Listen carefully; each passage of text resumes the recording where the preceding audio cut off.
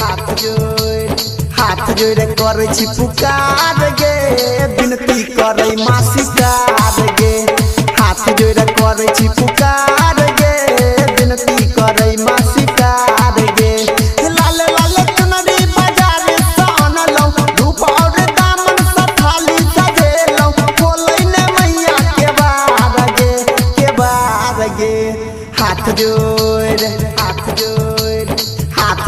करे छी पुकार गे विनती करे मासिकार गे हाथ जोड़ करे छी पुकार गे विनती करे मासिकार गे। अभी आप सुन रहे हैं टेनवाली से माँ दुर्गा म्यूजिक की प्रस्तुति।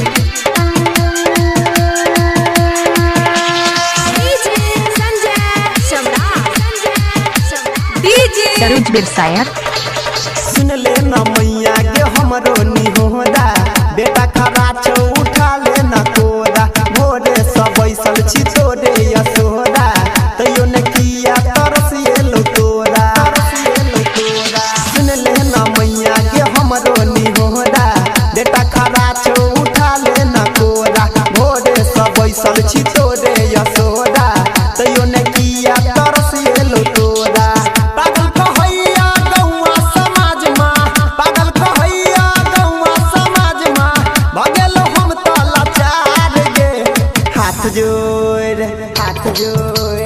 हाथ जोड़ करे छी पुकार गे विनती करे मासिकार गे हाथ जोड़ करे छी पुकार गे विनती करे मासिकार गे।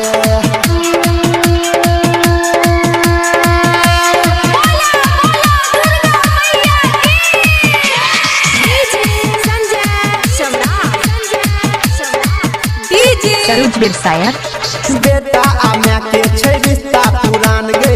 तैयो तू हमरा बना दे लयान गे महिमा जपो तो हर वेद पुरान गे जाने छी छौ सब तोरे सनातन गे बेटा आम्या के छै रिश्ता पुरान गे तैयो तू हमरा बना दे लयान गे महिमा जपो तो हर वेद पुरान गे जाने छी छौ सब तोरे सनातन गे दर्शन में गेला कठोर बन गेला दर्शन में गेला कठोर बन गेला दुख पड़ल छै अपार गे हाथ जोड़ करे छी पुकार गे विनती करे मासिकार गे हाथ जोड़ करे छी पुकार गे विनती करे मासिकार गे। अभी आप सुन रहे हैं टेनवाली से माँ दुर्गा म्यूजिक की प्रस्तुति।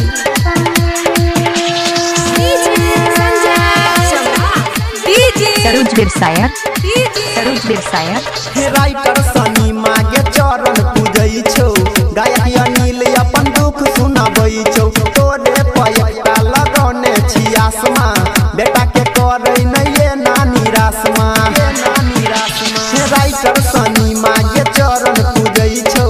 गायक अनिल अपन दुख सुनाबै छौ तोरे पैटा लगेने छी आसमा बेटा के करे नैये नानी रासमा